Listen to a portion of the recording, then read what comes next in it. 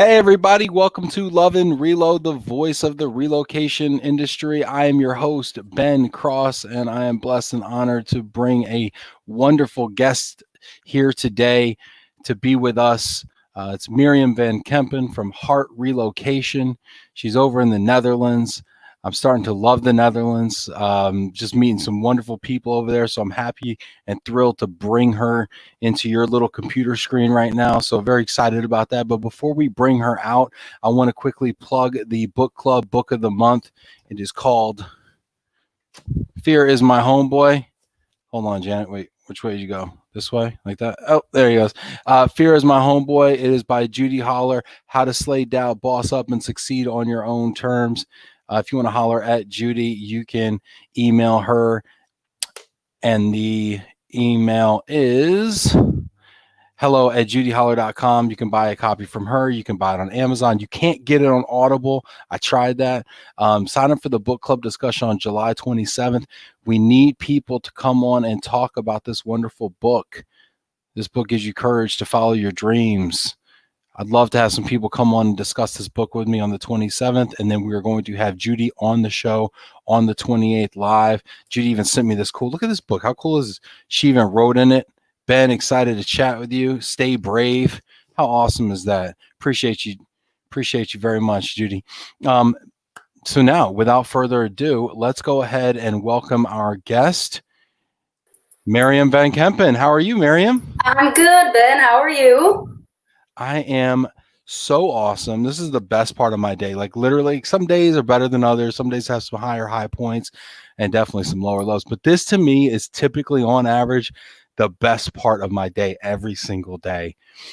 What is 3 in the afternoon or no, not exactly? the time, not the time, you crazy person. No, it's talking to people like you. It's like talking to like these other relocation professionals and like connecting with people sometimes around the globe. I get all pumped up about it. It's also my afternoon coffee break, so you know that has something to do with it as well. So, Miriam, but how are you doing right now? How's life in the Netherlands treating you? How is life in the Netherlands? Well, it's actually all going pretty well. Here it's 9 p.m. Is it p.m.? Yeah, 9 p.m. So my daily tasks of being a mom and being a housekeeper and being everything is finally over. So now I have all the time to speak with you and hoping that my son won't get out of that door because I told him to stay quiet and stay in the bedroom. Yeah, but something tells me that he, I think he wants his little minute of fame. So I'm just waiting for that door to open. They never do. They never do what they're supposed to do, right? I mean, that's why we're here. Otherwise, they'd put us out of a job, wouldn't they, if they just did what we... Well, I promised him an extra 15 minutes on the iPad if he would behave. So I think I'm good. I'm good. Oh my gosh, that's so funny. I do the same thing. All right. So real quick, I want to check in with everybody who's watching right now. We got 17 people on LinkedIn. We got half dozen people on Facebook right now. If you're watching right now, I want you to go ahead and put a comment in. Go ahead and leave one. Let us know where in the world you're watching us from. Yeah, I'm very curious who's joining.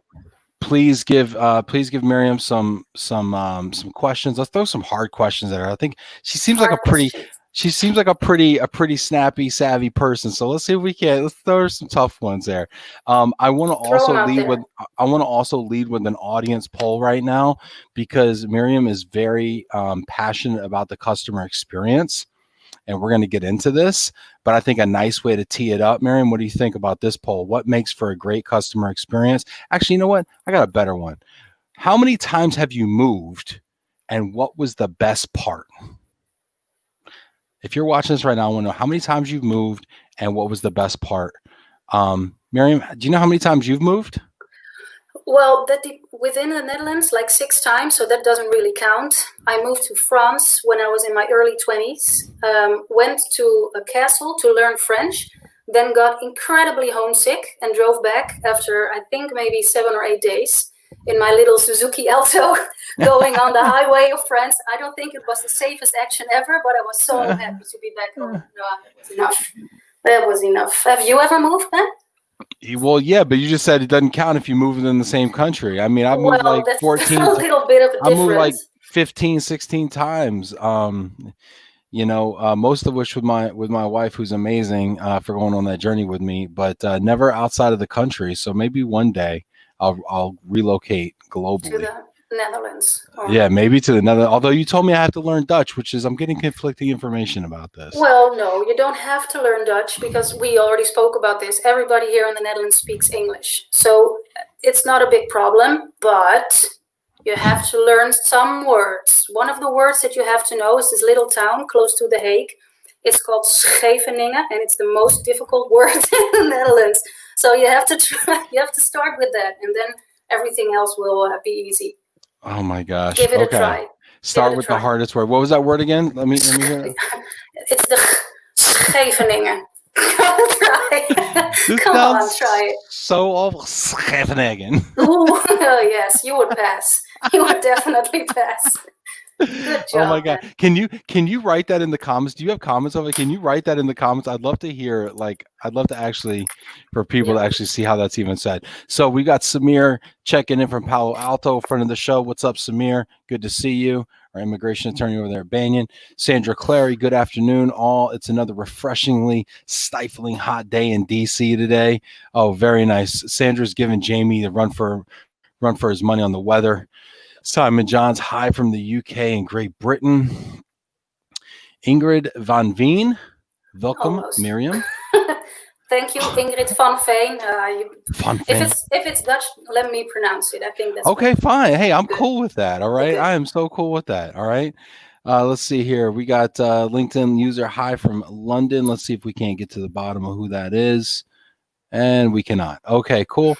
Let's see here. Hi from Germany. That's Alan King, checking in there from Germany.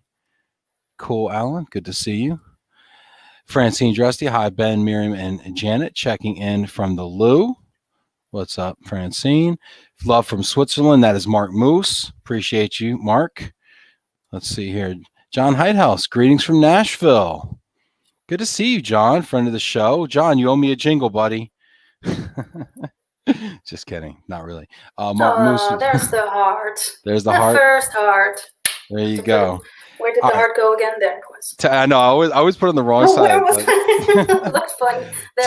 Tell me about the heart, because I love your LinkedIn. First of all, I love your LinkedIn photo. I always look at people's LinkedIn photos. Okay, your LinkedIn photo is amazing. You have this like power pose. It kind of makes me feel like I'm in the wrong place at the wrong time. You're like you're so strong up there, you know. It was supposed to look very friendly and client service, but apparently that's not exactly what it is. It's very strong. It's very. I love it. Yeah. Well, so what about? Tell me about the heart. The photographer. Well, it's actually pretty funny because it's a photographer that I assisted with his move from, I think if I remember correctly, he came from Qatar to Amsterdam. I think it's like 3 years ago. And what I like to do is stay in touch with people I assist because we become friends in that short time. And we were still in contact, and I asked him because Heart Relocation itself is located in the UK and I'm the first one here in the Netherlands. So I couldn't use the photographer that they used. So I thought, do I know a photographer? And yes, I know a photographer. His name is Jaime. He's very good. And he took the pictures on a Monday morning. And I was very, I don't want to say insecure, but maybe a bit nervous because I don't necessarily like to see my own face. But he did a very good job. So he made this, I don't want to see my own face girly to a...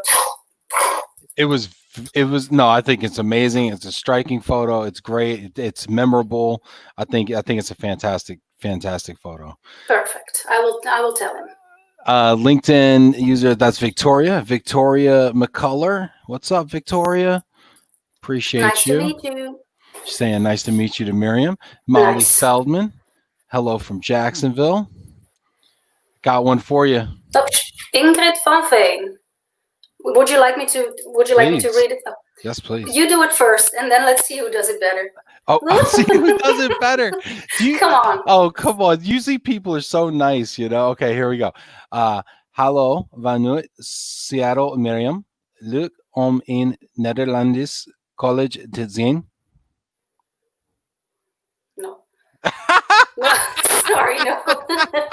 Not even close. I'll do it for you. Hallo. Sorry, just hallo vanuit Seattle, Miriam. Leuk. So it's the euk, which is also difficult. Leuk om een Nederlandse collega te zien.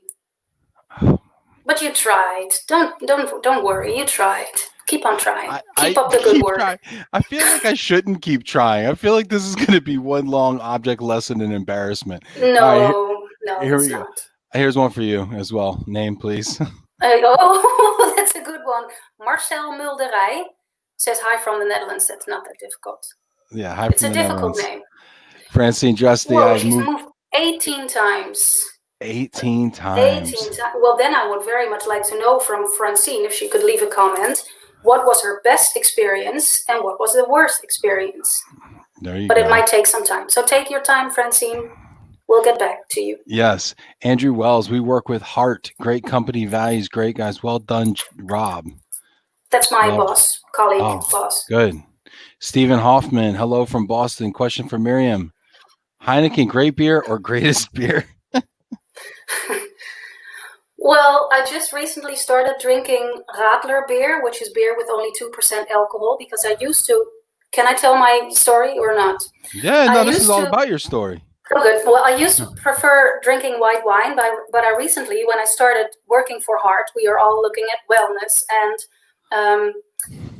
your condition and how well rested are you. So I was starting to do yoga in the morning and in the evening. But what I found out, if I drink white wine when I'm having dinner and I want to do the downward facing dog after dinner and I had wine, I slowly fall over. So that's why I don't drink wine anymore. So Heineken, great beer if it's the lemony 2% alcohol kind of beer. I have a feeling that is not what Stephen was talking about, the lemony 2% kind of beer. I know Stephen well enough to know. But, yeah, I don't like beer, sorry. That's so interesting. So you're talking about Heart Relocation, and so like everybody's into wellness and stuff. Like, is there like, does your employer track your wellness, or like how does that even work? Well, no, or do they just look at you and be like, Ben, you need a little more yoga and a little less Heineken? You need to start working out. No, absolutely not. But the good thing is that we get the time to do things that makes us feel better. So if we want to go out for a walk in the morning, if that would mean that we get the time to think about our assignees, think about what the next step would be, then we have time to do that. And it would be a little bit hypocritical. Is that a word? Yeah, that's a great word. In that case, it was not a great word, but it would be a little bit hypocritical if we would be assisting assignees thinking about their wellness and giving everybody the message that we care about the wellness for their assignees when we don't care about our own assignees. So it's actually just setting an example for the group of colleagues. You know, that's a fantastic point that you bring up, by the way, about how we espouse certain beliefs in our company, or that we say we do this for our clients, but we don't do it for our internal customers, you know? And one of the biggest glaring ones that I've always heard was relocation doesn't relocate. So a lot of times what I've heard over the years is, as I see opportunities at relocation companies, and I'll always ask, especially like if they're like senior leadership roles, hey, is there a relocation package available? Like, no, absolutely not. It's like, well, don't you believe in relocation and global mobility and all this kind of stuff? I mean, you sell it like to your corporate clients, like, hey, this is a great strategy for a talent strategy, and yet we don't actually invest in it ourselves sometimes. So have you seen like instances like that, or does that ring a bell for you?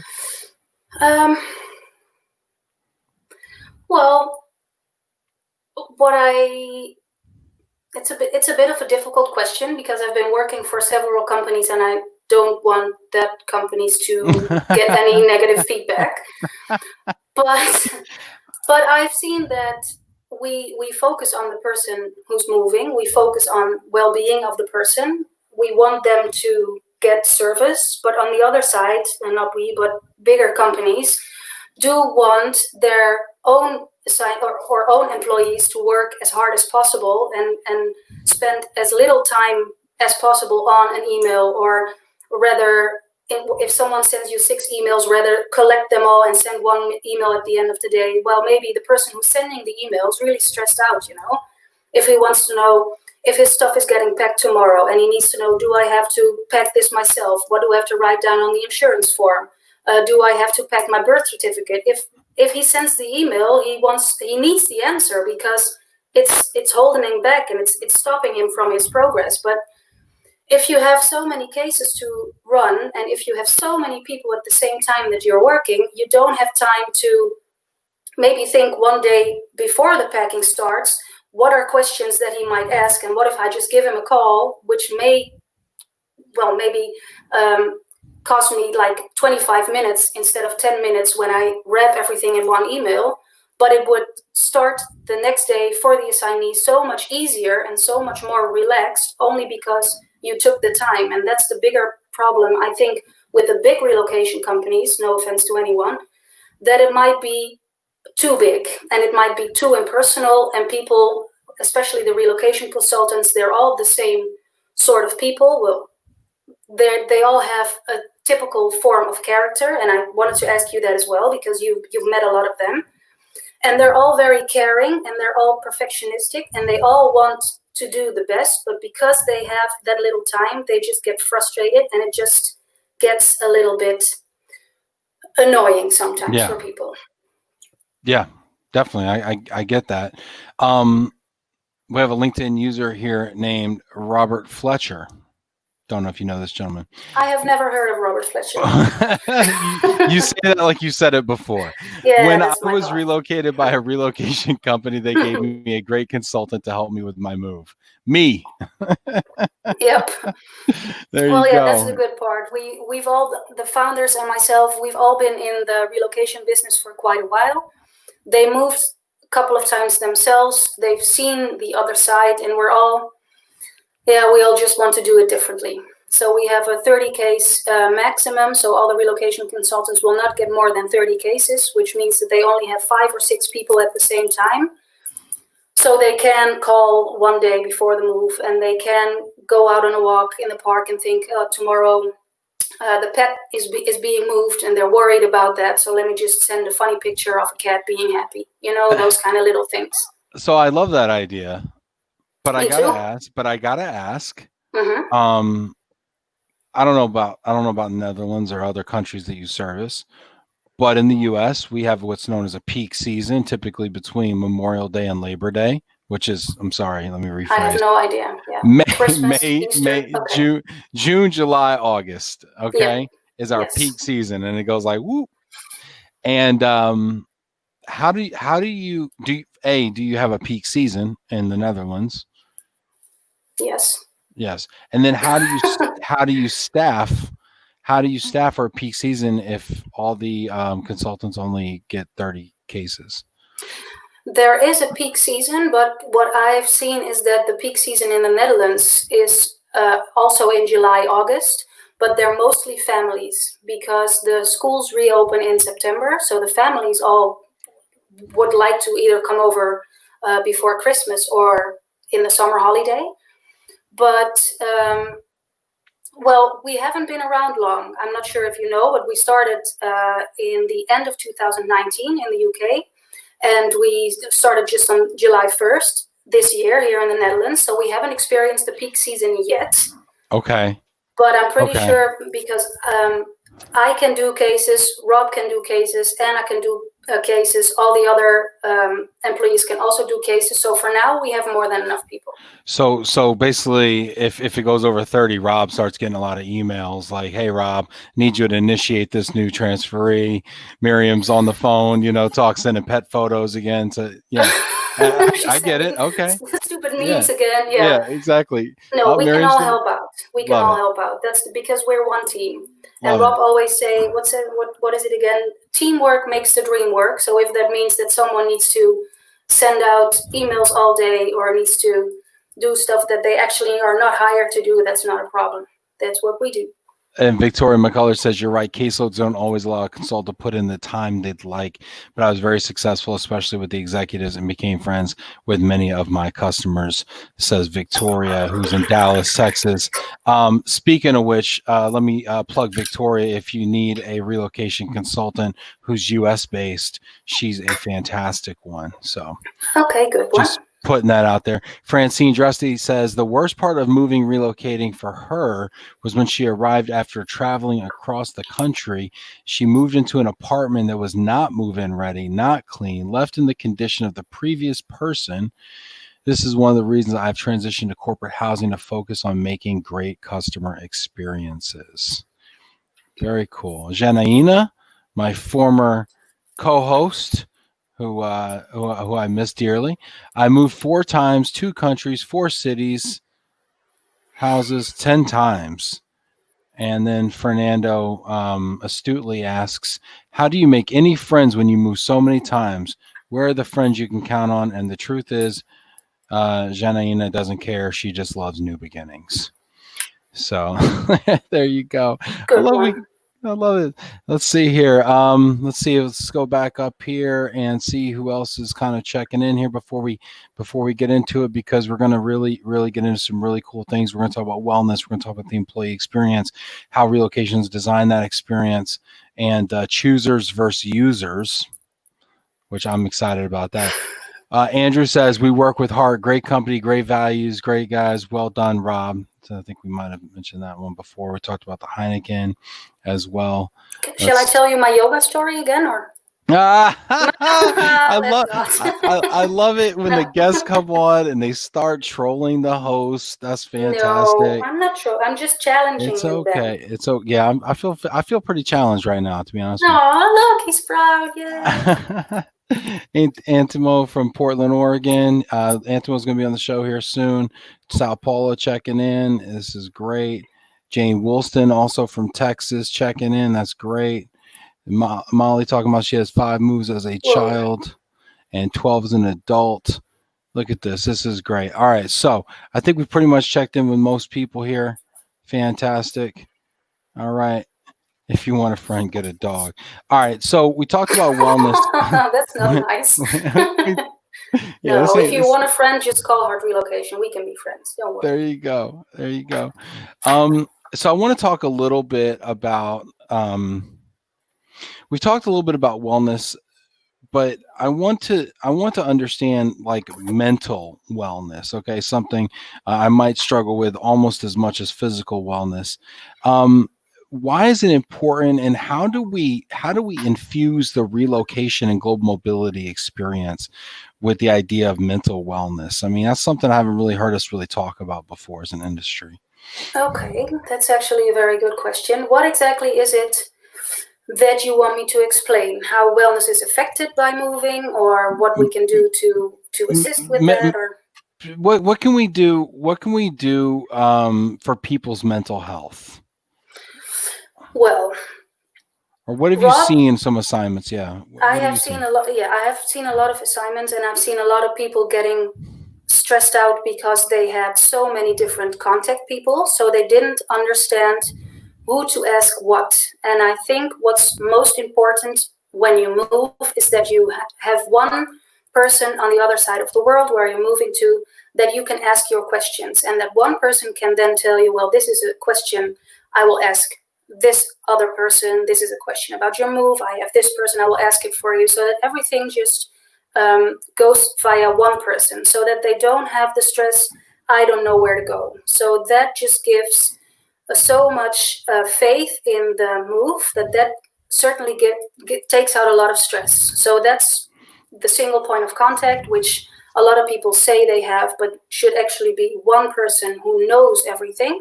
That takes away a lot of stress. And Rob showed me a figure. He showed me a figure of a cliff, and he had the perfect way to tell the story. And the other week I was talking to a lady on the phone, and I was trying to explain the whole cliff thing, and I just got stuck at the bottom. So the thing is that people start enthusiastic when they have a move. They don't necessarily think about things that might happen. They don't want to think maybe about, what if I don't have a good connection with my coworkers? What if I'm going to have trouble finding a house?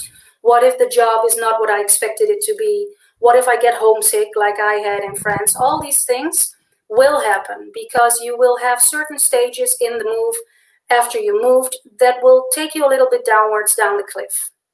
When you know that in the beginning, when we tell you that in the beginning, you know that these things will happen, and you know that you have to be aware of that, and that at a certain point you will start getting back up, that you'll make new friends, that you will find a good house, Yes, that's the curve. I don't know who that was, but that's exactly the curve. It's a gentleman named Robert Fletcher. Oh, I have never heard of that. Never heard of it. But that's exactly that's the curve. So if we tell you from the beginning, this is going to happen, and don't worry, we will be there for you. We will help you with that, and it will stop. It will get better, and then just help them getting back up. Be there for them, reassure them, motivate them, applaud them when things are going well. Then at a certain point, they're back up, and we can just let go. So it's not, we're going to move you. You're here. Goodbye. Our job is done, but just assist them and guide them through the whole change curve of whatever Kubler-Ross has made. Yeah, no, that makes perfect sense. I think, moving is just a microcosm of the entire relocation experience, just one aspect. But I mean, I think people do this curve, with the move specifically, right, as they're getting ready to disembark and part with all their possessions, and it gets very real to them. And I think that that's when we see people kind of start to fall apart. Vanessa makes a great comment here, a great observation. Well, it's not that great. I had seen. Well, it's it's an insightful comment that is very somber and terrible. Yes. I had seen so many. So not only is she critiquing my Dutch, but also my English. Sorry. Sorry, you're doing a great job. Just keep trying. That's your encouragement even is just. I know. You can tell I've been a school teacher, can't you? Mm-hmm. Yeah, just keep trying. You'll probably fail many more times. You'll get a sticker. And keep I had seen work. So many divorces, and unfortunately, I once had a suicide case. Oh my gosh, a suicide case from relocation. I wonder what the repayback agreement is on that. Oof. Yeah, that's a difficult one. Well, I did read in the wellness paper that we made that 2/3 of the assignments that fail is because of the families not being happy at their new location. So that's what I wanted to ask you. What do you think about spousal support? Because there are not many companies who offer spousal support, and I'm wondering why not. I think spousal support is even part of like pre-decision, right? Where even part of the attracting talent part. I remember the best recruitment experience I ever had was at my present company, and they flew me, my wife, and my son to Michigan, and like gave us the full immersive Michigan experience, met my entire family, because they realized that like they can negotiate numbers, title, responsibilities with me. But if mama ain't happy, ain't nobody happy, No. And mama's going to do a whole lot of Kubler-Ross curving, okay? She's going on the roller coaster. Yeah, it's going to look like a Peloton course, okay? Yeah. And so it was very important for them to sell her on the assignment as well. And I think that's 100% correct. And I even seen, we've moved to Texas, Florida, back to Texas, to North Carolina, and then to Michigan. And in each one of those moves, there's this, like you said, there's this honeymoon phase. Okay, this is going to be amazing. We're about to move to Florida. And then you get to Florida and you're living in an extended stay or a temp housing situation next to a trailer park, between a trailer park and a gas station, and she doesn't know anybody in there. And the food that the neighbors are cooking stinks. And she's like, what have I done? And there's that what have I done moment, and then I come home from work and I've got to talk her down because she's about to, lose her mind. You've been experiencing new things. You're meeting new people. Your social life is blooming, and they're just right. And I'm going for drinks after work with my colleagues. I'm getting close and bonding with my boss. We're in totally different headspaces. I'm up here and she's down here, and we're not relating at all. No. And so I can understand the divorce situation because people are moving in two different directions at that time. Yeah, so I think spousal support is enormous. Brett Perry says it's sorely lacking. So how do we get past? Okay, psychologically, we all say yes, this needs to happen, and this sounds like a great idea. How do we get there and to make companies actually offer this benefit? Well, what I do hope is that even though this whole COVID thing, of course, was terrible, and it was terrible for a lot of people who lost loved ones and everything, but what I do think is that because we were spending so much time with our family, and because we were taking care of ourselves and being cautious with our body. I want to ask Pierre, why not? Oh, No, I shouldn't think that be an option? I think it should be included every time. Yeah. Yeah. What I'm hoping is that because these times just got us all closer to our family members and also got us closer to thinking about what we want, that maybe this whole COVID thing will give us the advantage that companies are going to go deeper into the wellness of their assignees. So not how can I get assignee number 327 as cheap as possible from location A to location B, but that they're really going to take care of that person so that as soon as they land on location B, they're happy, they're relaxed, their family is all good, everybody happy, and they can start work from day one. So I'm hoping that this COVID will also mean that there will be more taking care of the family members. Yeah, and I think you make a great point, and they look at just the sheer cost of getting to A to B, and it's very transactional, and it's not strategic. But that's because there's not really solid metrics on the success of an assignment. Now we look at how successful is the assignment, i.e., do they stay the full 2 to 5 years? Do they leave the company? Is it a successful assignment or a failed assignment? But it's like, I think we have to look with a little more nuance than that and say, how successful was it? Not did they not leave the company in 2 years, but did they do the goals plus 10%? Do they do the goals plus 50%? Do they do the goals plus 200%? And then let's track that back to the benefits that were offered. And then let's compare that to longitudinal data across, and say, of the people that got this benefit, we saw X, increased performance. And I don't know why we're not there yet. I don't know if it's because the relocation management company's data is not talking to the HR data, which is not talking to the finance data on performance. Yeah, but I think that's kind of a missing link. Yeah, for now it is. But I've heard of a lot of systems who are already connected to each other. So I would say that the HR system and the finance system could definitely connect with the RMC system. The question is there time and money and manpower to fill out all the data? Because if you want to have a good report, I would say that you have to put in data every week to see what happened with the person on assignment. Because we can put in details like how much did the temporary accommodation cost, how much did we save you because we did the home search in week 2 instead of in week 4. So those kind of cost savings we can put in the system. But the question is, can the global mobility department at the client also have some kind of system to put those numbers in the system? Because otherwise you will get no report.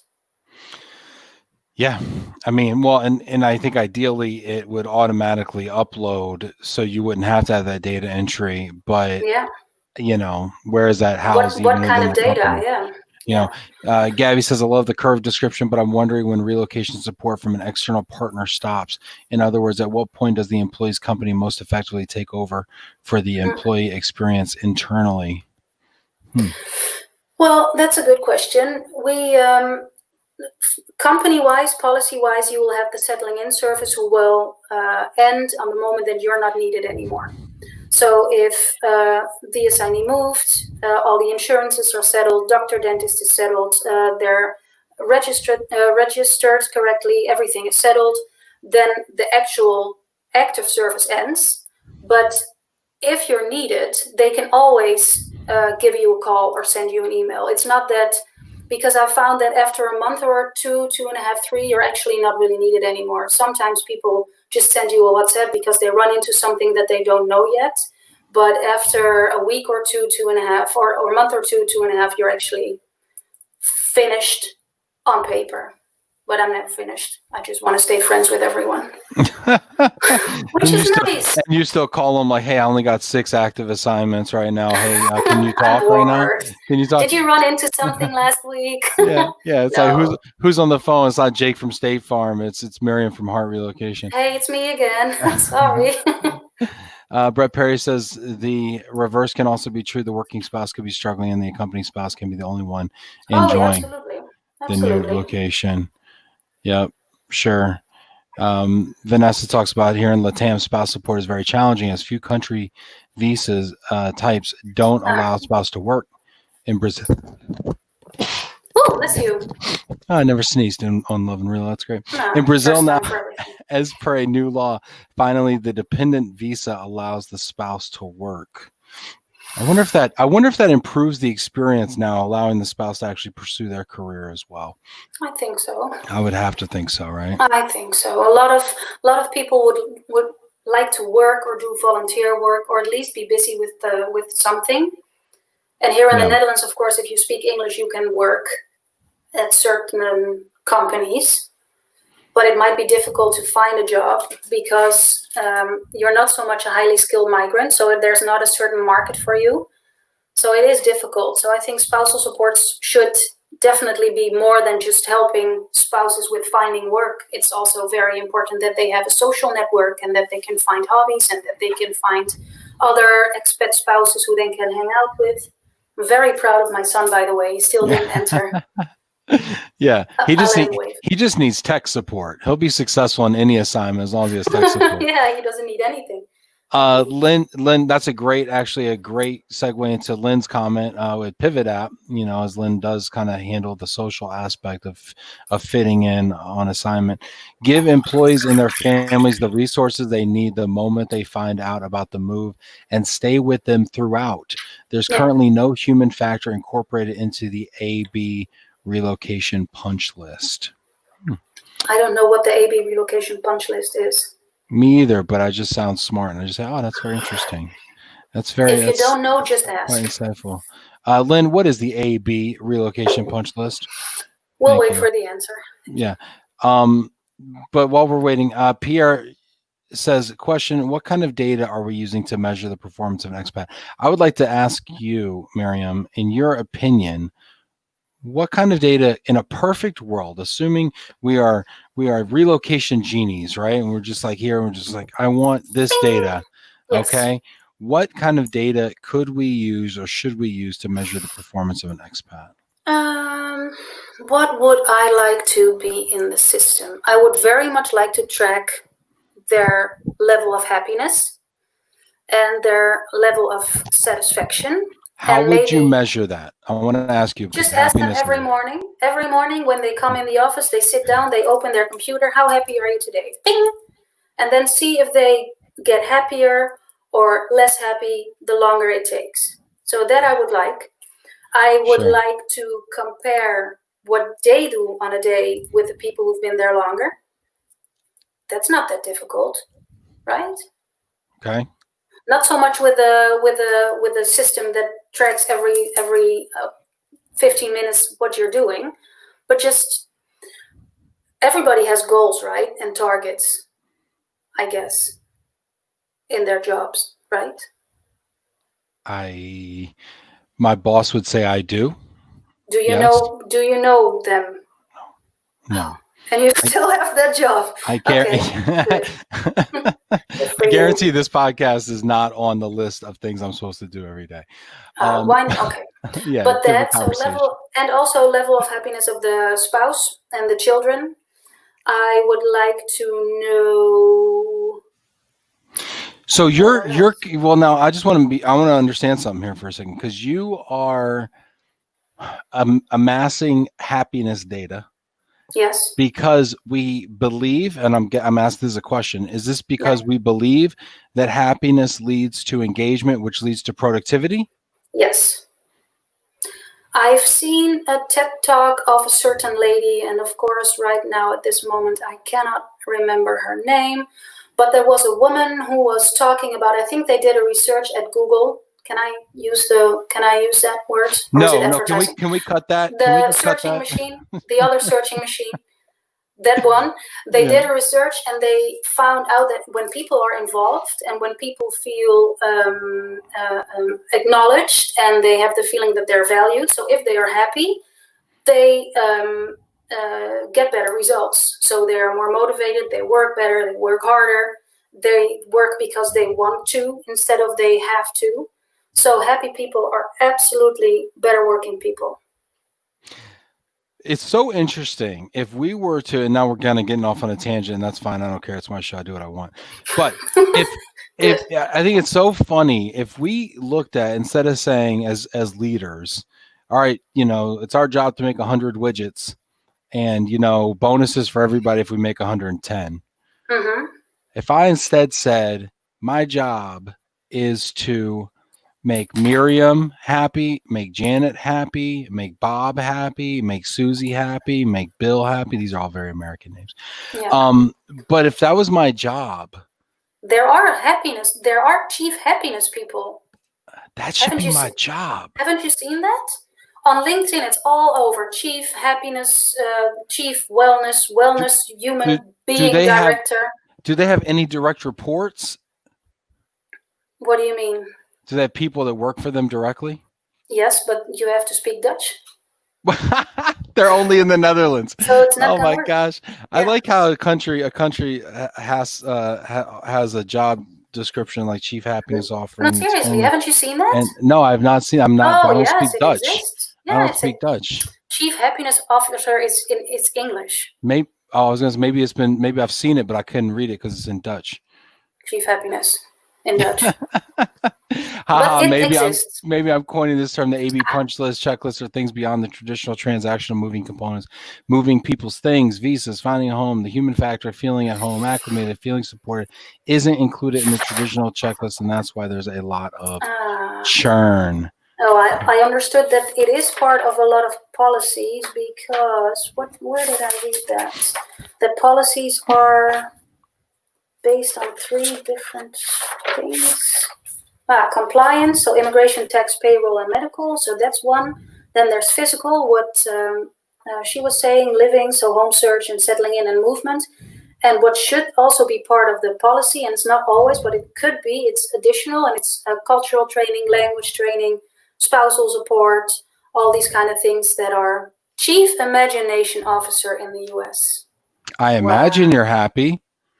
That looks good. Well, I call myself Relocation Fairy God Sister, and some people think it's ridiculous, but it's actually what I do. I just make people happy. Ding! Yeah, I like it. Welcome I like to the it. Netherlands. So actually, supposedly, I've already been occupying the role of Chief Happiness Officer on LinkedIn. So yeah, nice. I didn't realize that the checks must have been going to the wrong bank account. Michael, I will send you my routing information. Just kidding. No, this is great. We're going to move on to another topic here, but this one's been a lot of fun. Pierre says, what if I tell my bankers and investors that everyone is happy in the company, but my financial results are a wreck? Will they like this? Well, I hope that Pierre can tell them why that's the case. Yeah, Pierre. Why is that, Pierre? Sorry, Pierre, not the right question. Pierre. There you go, Pierre. But thank you for joining, Pierre. Thanks for bursting our bubble, Pierre. All right. So I want to go on to something else. We're talking about the experience, right? Yes. And there is an idea out there that people want to use portals. Yes. And they want to get their information from their relocation portal. And they do not, and the idea is they do not want to have to call Miriam. They want to go on to miriam.com/heart, and they want to get their information on their relocation. Perfect. Is this true? And if so, can technology replace people in the process? No, it cannot replace people. But it would definitely be, and it already is, a very nice addition. Because if you have a good portal and you have a good well-working portal, people can have access to their information always, 24/7. And Miriam is available 24/7, but she needs to sleep sometimes. So if you are moving and all of a sudden in the middle of the night, I already told Rob and Anna, my co-workers, that I had a very strange last night because I dreamed of this and it all went completely wrong, but that's another story. No, it's another story. So this is deja vu to you? No, Just kidding. it's another story. I'll tell you afterwards. But it's nice if there is one portal that everybody can log into to see where we're at. So HR can check, assignee can check, spouse can check, we can check, partners can check, everybody can check. It's nice to have a chat function. It's nice to upload everything, but it's still not the personal connection that you have when you send me a WhatsApp and I send you a funny picture of a cat and everybody's happy. A portal will never do that. So a portal will never send me a funny picture of a cat unless when they ask me who's in my family and they ask me my pets, if I say cat and they say, Ben, you know what? This is the day before the move. Ben could use a cat meme. And they send me a cat meme. And I'm like, wow, thank you, AI. That's what I needed. Yeah, maybe I'm in 30 happy. years. Yeah, it's not gonna, no. Now, Nicole, and I'm actually a fan of what Nicole's saying here because Nicole is a service provider to relocation companies and to corporations, as am I. She says the problem is that every provider has a portal of some place that the employees have to log in. There are too many portals, logins, and touch points. I agree if you have your services divided over many providers. So if you have one provider for immigration, that's one. If you have a provider for tax, that's another one. Provider for relocation, for immigration, did I already say immigration? Yeah, well, if you have every service, yes, then it's too much. But that's the good part of an RMC. You have everything under one portal. So thank you, Nicole, but not in this case.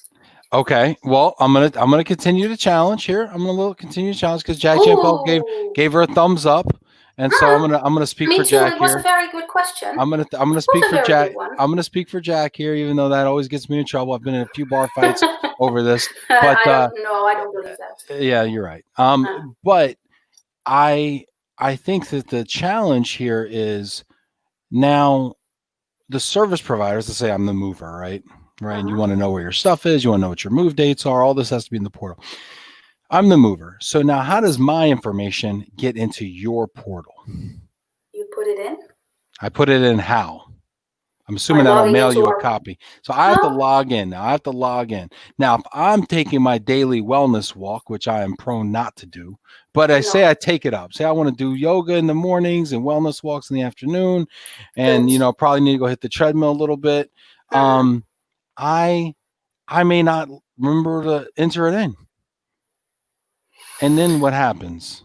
Well, then first I'm going to give you a call because I don't like the fact that you are not putting in the data that I asked you to put you in the system. But I need my wellness walk. You should have done it yesterday because that's proactive thinking then. No, sorry. I cannot approve. Oh.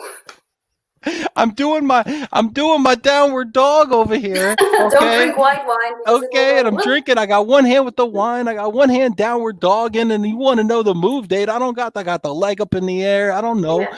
And then, you want to know the move date. How does it work? Well, the good part is, and let me just make sure that I have the right numbers here because someone told me that you were going to ask for numbers.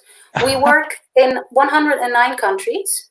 We have 76 partners, which means we have 3,000 consultants. Yep. So if you wouldn't put in the data because you were busy doing your downward facing dog. I'm very sorry, but then we will have to look for another consultant. Oh my goodness. So I just got fired for not updating the portal. Oh my God. Yes, you got exited. Oh my gosh. My gosh. Okay. Let's see what the people say. Brett Perry says technology can expand the possibilities, but can inhibit if it attempts to replace the human touch. Okay. Mena Elsefor says still human interaction is required. Yep. Portal can be a tool to facilitate our job. Absolutely. Okay. LinkedIn user portals are great until things go wrong, and then I need a real person to help me. Nicole says, or someplace. I mean, I don't know what that means. Someplace to go and cry. I don't know. No. Pierre says portals have been existing for over a decade. Everybody has a portal. What is important is to have someone to pick up the phone and speak to the transferee. Yeah, absolutely. Brett says, agree with Nicole. Really, the friction can get in the way of the process. Yeah, probably the fact that you have to that you have to upload the same documents everywhere. I guess that's what it means. Yeah. However, employees have to go into their company portal, benefit portal, etc., even though there is an RMC. Yeah. So I think the idea of portals is great, and I think it's a really cool concept to sell, during an RFP and stuff, and also say, hey, look, we got one consolidated, place where all the information and all the experts go in the repository of information that you can check, that can keep you updated, so you don't have to call us all the time, right? And then that keeps our file caseload low, and we can focus on being the human part of the relocation instead of the data entry part. But what I will say on behalf of my suppliers out there is it puts a lot of effort onto us as the suppliers to keep up with this stuff. Michael Quigley is having an aneurysm. Dude, you're killing me. The dog drinking wine. I tried meditation for 3 minutes and it didn't work because my phone was blowing up. Yeah. It takes some time to practice. They're asking me not to do yoga on camera, and yet I'm getting all these Venmos right now of dollar bills. I don't understand what's going on here. Nicole says intercultural DS language have places to log in. Maybe not a true portal, but it still requires separate access. APIs. Okay, somebody said it. APIs are helping pass info from RMC to provider for entering data, but don't solve for the access points. Yeah, I think APIs are the future, and yet we still have this connectivity issue where everybody wants all the systems to talk to each other, right? To create one unified ecosystem where everything talks to each other, and your portal, Heart Relocation Portal, is the single point of truth for all these services to come into, and then people can log into it. But those APIs are sorely needing, and I think that's what would help us, because right now, what I know my coordinators is we deal with almost 24 RMCs, right? And my coordinators, they have to log in and have passwords and update each one with who the agent, origin agent, hauling agent, destination agent, the driver name, the phone numbers. I mean, it's so much work, It's a lot of work. Yeah. So, I mean, that's just the challenge. So I'm just venting, but thank you for bearing with me on that. But if everybody is frustrated about the same, there must be some kind of solution, right? Yeah, I would. Because you have to put it in your own system anyway. So can't you just sync your system to the other system? Yes, that's right. That's right. That is the key. Syncing them, APIs, right? And that is the key. And the problem is people develop portals which are customer facing front ends, but they don't do the back end database work and API work to make them all come together. And I think that's the challenge that service providers have. Victoria says, do you know how many times movers didn't update or input their info? Ugh, drove me crazy. Victoria says, yeah, I bet it did. I had a client call me today about a portal that I didn't have the origin agent, hauling agent, destination agent. You know what they want to do? They want to fire me, just like you tried to fire me earlier, And I'm like, why? I move furniture good. I move furniture real well. I just don't update portals well. I didn't know that I was a portal updater. I thought it was a furniture mover. Yeah, but as long as we don't update it, we don't get the right reports. That's right. That's right. A chatbot. Is your son breaking out of his cage? Is he coming out? Yo, there he is. Hey, there he is. Come on, there he is. Hey, how's it going? Oh, what a cutie. How handsome. Oh, my goodness. Good to see you. Oh, my gosh. Spitting image of you. Look at that. De iPad. Ja, pak maar. Je mag een kwartiertje. Yay, iPad time. I thought he was on the iPad the whole time back there. No, he was listening to music and reading Donald Ducks. Oh my gosh. Okay, you kept him good for a long time. Miriam, this has been a lot of fun to talk about this, but I've been talking this whole time. Did you have anything that you wanted to Bye. So cute. He's waving. Did you have anything that you wanted to talk about? I've been talking my head off over here. So well, I am curious, what kind of people do we have on the other side? Are there all service providers, or do we have global mobility people there as well?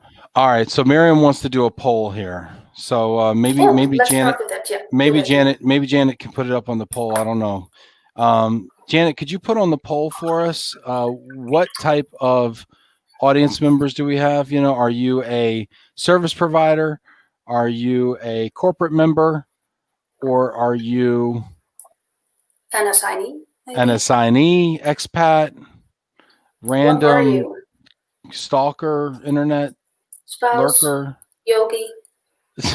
Or we could just have two categories: service provider or corporate, Yeah, member, because one of the questions that I have was what makes a great client customer relationship, and I would like to know from the client perspective and the service provider perspective, what makes a good relationship between those two parties. So I'm going to answer that question, even though it wasn't specifically directed towards me. I think trust. Because here's the thing, right? Miriam, if you and I go back 10 years, let's say, right? And we've known each other for a long time. And I've known your son since he was growing up for the last 8 years, whatever, my wife, and like we've worked together and stuff. And we just have this fantastic trust. And one day I don't update the portal. Yes. You're going to call me up and you're going to be like, Ben, Why this time? What's your reason this time, Ben? Ben, you got to Yeah. update the portal. What's going on? I'm like, oh, Yes. Miriam, my wife, and this happened, and all sorts of stuff happened. Meanwhile, if I don't know you from anybody, I'm a brand new service provider. It's my first move with you, and I don't update the portal. You're going to be like, Ben, this happens again. We're going to let you go, and we're going to get a new mover in Detroit. Yeah. And I think that it's important to have that trust there, to understand context, to assume positive intent in other people. Like if I sent you a very short, curt email, like, yeah, Miriam, instead of saying, hi, Miriam, how are you today? I'd be happy to get on this request at my next, convenience. Have a pleasant day. If I can just be like, hey, got it, whatever. And you not assume, hey, this guy's a jerk, Yeah. So I think trust, to me. What do you think is the key to a good relationship? Trust, yes. And I think partnership, is that a word? Yeah. What do you mean by partnership? Well, I mean that I've had some very nice clients, accounts I've been working on. And the best part about the collaboration was that we were one team. So it was not that there was a global mobility team here and the relocator was here, but it was just one. We were one team and we were looking at what went well, what could do better, and not only on the service provider side, but also on the side of the account. What kind of things in the policy would make it easier for you and for us and for the people who are moving? For instance, if you have in the policy that you have 28 days of temporary accommodation, and you see that everybody actually needs 31, then you can discuss, can we adjust this policy? It's not a big one, but the possibility to be open and transparent and to just be honest to each other. I think that would be one of the most important parts. You know what by the way, something else, when you were talking about the emails, you know what I found very hard when I started working with American people? What? When they send an email and they only send Miriam, comma, and every time we're here in the Netherlands, if someone sends you an email with only your name, you're like, oh no, what did I do? So every time I got an email from America and someone would say Miriam, I would be like, no, what happened? So yeah, that's difficult. Yeah, and we just forget because we're just firing off. So sometimes I don't. What if somebody doesn't even write your name at all, and they're just like, and they just write to Not you. that worse. Not as bad as just Miriam. No. Miriam. No. Miriam. Yeah, like with the face, exactly. Miriam. Yep, not good. That's so funny. So what kind of people do we have?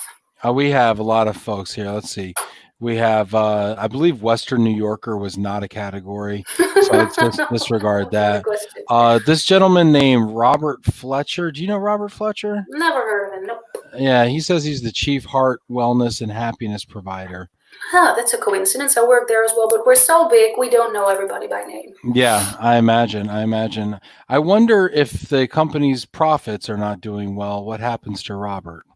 Anyway, never mind. Molly says service provider. Robert, I'm just kidding you, man. Janet Turner says service provider. Victoria McCullough says former RMC. Let's see, service provider. Jack says corporate. Jack's going to get about 10 instant messages. Probably. Francine says service. Or some compliments in the chat box. Yes. Yeah. Tell Jack how handsome he is in the chat. That'd be lovely. Let's just give Jack Jampel compliments. Can we just do a Jack Jampel compliment segment? Just the put reverse roast. Yeah. Yes, reverse roast. I love it. All right. Well, but now that if oh look, RMC. Okay, so we mostly have service providers. In that case, I would like to ask if the people working at the service providers, do they get frustrated because they don't have enough time to provide the service level they had in mind when they started this job? Say that again. I want to understand that. The service providers who are working in relocation now, are they sometimes frustrated or not so much angry, but frustrated is the better word, that they cannot provide the service on the level they had in mind when they started this job? Because I remember when I started this job, I had the feeling that I would become the friend to everybody and I would just take everybody out on the road and we would go everywhere. And I just found that it was mostly just making sure that you would type your emails as fast as you could. So it was very frustrating for me that it was not what I expected. So they can do it anonymously if they don't want their bosses to see it. Yeah, I think it's funny because I had this conversation with somebody just today because it's peak season over here in the States, and this is the time of year where you pray a lot, you get real close to God, and you pray for shipments to be on time and for crews to be, perfect gentlemen and all these things, right? While wearing masks, gloves, and never touching anything in the home. And so I understand what you mean. Pierre says empathy plus loyalty plus engagement makes a great partnership. I'll tell you what, while everybody's thinking about commenting on that, for us, I mean, we provide a fantastic level of service at my company, but there's often times where we fall short, and we have to tell people, gosh, I don't know when your stuff's going to get to destination. And they look at us like we're crazy, or they look at our email like we're crazy. And they're like, what do you mean you don't know? And I'm like, well, it's 2,000 pounds. We thought it was 6, and it's sitting in Rhode Island right now. And I hate to tell you this, but Rhode Island's not a power lane. And, just don't know. I just don't know. And they don't want to hear that kind of stuff. And I think that's a real challenge because you want to make everybody happy. You want to be the chief happiness officer of everybody's file. And it gets really hard, Well, I think it matters a lot if you keep people updated. So if you don't have any news, but you tell them every day that there's nothing to say, then I think the disappointment will be less when you have to tell them at the end of the week, okay, we've been talking about this all week. I warned you that it might not happen. And it actually happened. That you prepare people. Yeah. I do not like just the first name. Yeah, she's talking about the emails when somebody says Janet, see? So it's not me. Okay. Hi, Janet, I'm glad you let me know that so I don't just write you emails, Janet, There you go. Sorry, Janet. Grandma Janet. I'm American and I hear it the same. Yes, congratulations to Janet. If you're just tuning in, hit that heart button also, not just for Miriam, but also for Janet, because Janet is a new grandmother. So for the first time. Yeah, brand new grandma. So hit that for her. So happy for love her. you, Janet. Mena Elsford says she's an immigration consultant. Vanessa had been a service provider and as a corporate HR person. Now she's looking for a new job opportunity. So let's give Vanessa a good look out there. Let's see. Keep smiling. Hey, I'll try. I'll do my thing. Dealing with humanity. Mena says dealing with humanity. Oh, man. That's great. Nice. Tim, there's the first one. Yep. Good, sir. And Jack just shrugs it off because he hears it all the time. Just as important as service recovery, how do you deal with the challenges? Jack, I'd love to show you my service recovery someday. That should be my new sales pitch. I'd love to show you my service recovery. What exactly does he mean? He means when you screw up, how do you fix it? Yeah, well, we all make mistakes. We're not robots, but I think the first step that you have to take is own the mistake and acknowledge that you did something wrong and try to fix it as soon as possible. And then at the end, when everything is fixed, just go back to the problem and see what happened to really see what can we do that it doesn't happen again. But everybody makes mistakes, and that's not a problem. As soon as it's not going to be a you did it, no, you did it, no, you did it, game, because that is so frustrating and it doesn't help at all. There's a guy named Robert Fletcher who says, Jack Jampel, everyone gets things wrong. It's how you put them right that differentiates you. Absolutely. Yeah, although we don't know why he would say that or even be tuning in here. Oh, Nicole no. Barilli, yes, a big issue is that companies tend to overload their workers and things fall through the cracks. We can be more efficient by improving processes rather than increasing workloads. Absolutely. Yeah, I think she's right, but I mean, summer hits, you onboard a new client in the spring. You don't know what kind of volume they're going to give you. Summer hits are over here, at least our busy season. And then all of a sudden, all these shipments come out of nowhere and you kind of get, and it's too late to train new people because you don't want to put bad people on files or the people that don't know the system. And so you get into a trap, That's true, but I think a big problem is that sometimes companies just grow too fast. And right now we just, who's Robert Fletcher? Nobody knows. Nobody knows. He's the founder, together with his wife Anna. They are the founders of Hard Relocation. So he's my boss man. Yeah, sorry.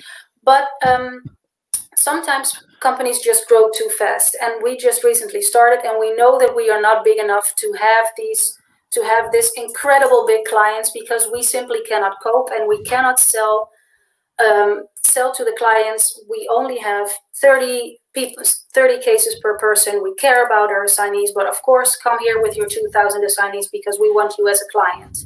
You just have to grow slowly, and you have to make sure that everybody is happy and working at their best, so that everybody is doing what they can do. And if it's too big, then if the account is too big, you're just not ready for it yet. Sounds like a good place to leave it. This has been a lot of fun. I feel like I could talk to you for another hour or two. So maybe we'll have to do it again next week. Yeah, maybe we'll have to do it. Time left. Maybe we'll have to do it again.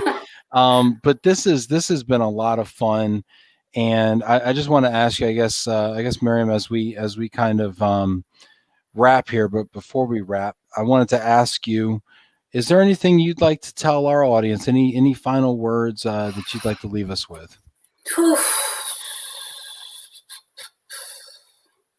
Well, they're all service providers. I think what I would like you all to start doing is maybe step up to your managers if you think they are asking too much of you. Scheveningen, very good. Wow. So don't be afraid to set your borders and to inform people that it's being too much, or inform your managers that because of the heavy caseload, you are not providing the service that you had in mind. Just stand up for yourself. Come on. Yeah. There you go. Perfect. I love it. And Jack Jampel says he knows a Bob Fletcher. No, that's not him. Close enough, Okay. Close enough. But anyway, hey, Miriam, this has been fantastic. Thank you so much for joining us on Love and Relo. It's been a real pleasure having you, and it's been a lot of fun. And I wish you and Heart Relocation the very best. It sounds like a fantastic company, and I'd love to meet Bob Fletcher someday. Well, you will. Don't worry. We've got a great week coming up on Love and Relo. We got 3 more guests this week. We've got Scott Augenbaum, former FBI agent and author of The Secret of Cybersecurity, coming up tomorrow. He's going to tell us all sorts of ways to keep ourselves safe. And here's a hint: it's not a matter of if you get hacked, it's when you get hacked. So prepare yourself, gird your loins, and do something about it. That's at 4 p.m. tomorrow. 11 a.m. on Thursday, we have Emery Castaneda from Unilever in the Philippines coming on. She manages global mobility for Unilever out of the Philippines. She will be with us at 11 a.m. Eastern time in the U.S. And on Friday at 3 p.m., we have Rebecca Peters, the Vice President of Government Affairs for Worldwide ERC, coming on to talk to us about advocacy and what the association is focusing on. Please go ahead and go to our YouTube page, Love and Relo. Subscribe on YouTube. Go to our Facebook page, facebook.com/Love and Relo, spelled out in both cases, and subscribe and follow us there as well for alerts. This has been fantastic. We've had over 30 people watching us on LinkedIn. I think we're at 34 now, half dozen on Facebook. Miriam, you did a fantastic job. Thank you so much. Thank you. It was fun. We have to do it again. Sounds good. Can't wait. Take care, everybody.